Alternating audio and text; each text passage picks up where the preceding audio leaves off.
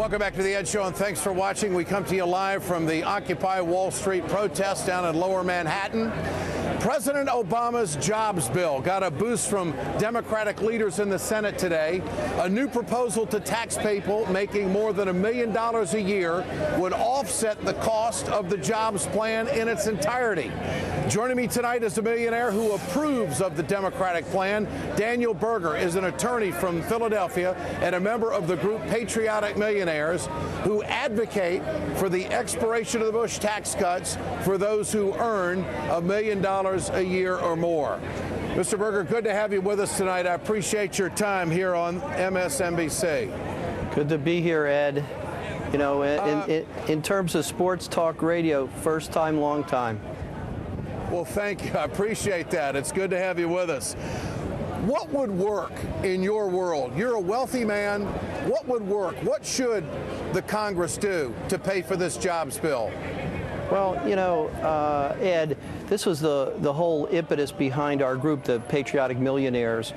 We felt that, you know, a expiration of the Bush tax cuts of 2001 and 2003, which, as you know, would restore the rate that existed before that, and would increase the highest tax bracket marginal rate from 35% to 39.6%. which represents a 4.6% percentage point increase, or 13% in terms of the highest marginal tax bracket, was a modest way of addressing what was described as a fiscal crisis. And in no way, shape, or form are people who earn, and by the way, our proposal would only apply to people who earned $1 million a year or more. So only that part of the Bush tax cut would be permitted to expire. We thought this was a modest way of dealing with the so-called fiscal crisis, and to make a contribution and share the sacrifice necessary to address and redress the fiscal imbalances that had grown up during the Bush years. Daniel, what do you think, Mr. Berger, what do you think President Obama should do? He has got now polling on his side. The public is on board with this. New Washington Post polls show the majority of the country supports the jobs plan, including moderates and independents. Isn't this, I mean, if you're going to do this, if you're going to get more money out of millionaires, there has to be a political move.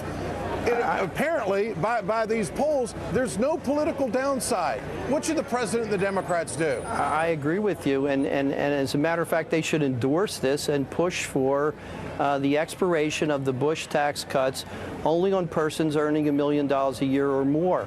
And you know, the whole debate on taxing the rich, and by the way, I consider the rich you know, as persons who are in the top 1%, and that is roughly equivalent to people who earn $1 million a year or more. You know, the debate on this has been mischaracterized. It's not class warfare. It's not even math or accounting. It's a question of basic fairness. And if you look at the tax rates, it's true, the rich pay somewhat more, moderately more, that is, the top 1% pay moderately more than persons in other income groups. But they earn disproportionately more, even taking into account the fact that they earn moderately more. So that's a very strong indication that the relative tax burden on the public is more on people in the lower income groups than on the higher income groups. And you know, Ed, yeah, go ahead. And that could be demonstrated by a very simple question. Would you rather pay 70% more in income taxes than other tax payers in other tax groups if you could earn 1,500 to 3,000% more in income? The answer is obvious.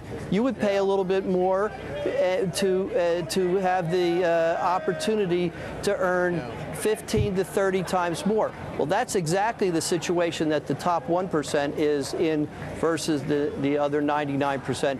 It's a strong indication that the relative tax burden, you know, on the rich is less than on the middle class and on the working class. And Daniel, what do you say to those who oppose this? You can't raise taxes on the job creators. I don't know about you, but that infuriates me. It's so simplistic, yet there are some Americans out there that just repeat it over and over again. I mean, where are the jobs? The jobs were not created when the top 1% got all the tax breaks. But you can't raise taxes on the job creators. That's one of the. That's one of the myths of that's part of the folklore of capitalism. It is. The idea that the 1%, create the wealth in the country. It's simply, it's simply not true. That's the whole basis of the Republican philosophy of trickle down. And you know what the problem is? There's no empirical support for their position. When you think about it, the taxes were increased during the Clinton administration to address the fiscal crisis that existed then. From 1991 to, or actually from I believe in the mid 80s to 2001, a period when taxes went up because Reagan increased taxes in a second term. The 94 Congress that did it, yeah. The 94 Congress that and here's the thing, Ed, during that period, as Warren Buffett pointed out in his op-ed piece in the New York Times, 40 million new jobs were created. From 2001 until 2008, when the financial crisis hit and there was a severe economic downturn, the Bush tax cuts, the vaunted Bush tax cuts, created 9 million new jobs. And then the recession destroyed 15 million jobs. So we're in the hole, we're in the hole now, about 6 million jobs. Yeah, and so, no doubt. So there's no empirical support to the idea that tax cuts will ipso facto create jobs. What they really do is increase the savings of wealthy people who then invest money, not necessarily in new businesses. Some of the money would go into new businesses, but most of it goes into financial assets. Yeah. And it's caused a boom in the financial markets and in financial assets, but not in jobs. What we need are people like Steve Jobs to create real jobs. You bet. Daniel Berger, great to have you with us tonight. You say first time, long time, first time. I say first time, many more time. Is that okay? We'd love to have you back. Great to have you with us tonight. Have me back anytime. I'd be delighted to do it. Well, it's always nice and refreshing to have an unselfish American who realizes that the Treasury needs more money to fiscally save this country. I appreciate what you and your group are doing. Thanks so much. Daniel Berger of the Patriotic Millionaires. We'll be right back with more from the 99%ers here on Wall Street. Stay with us.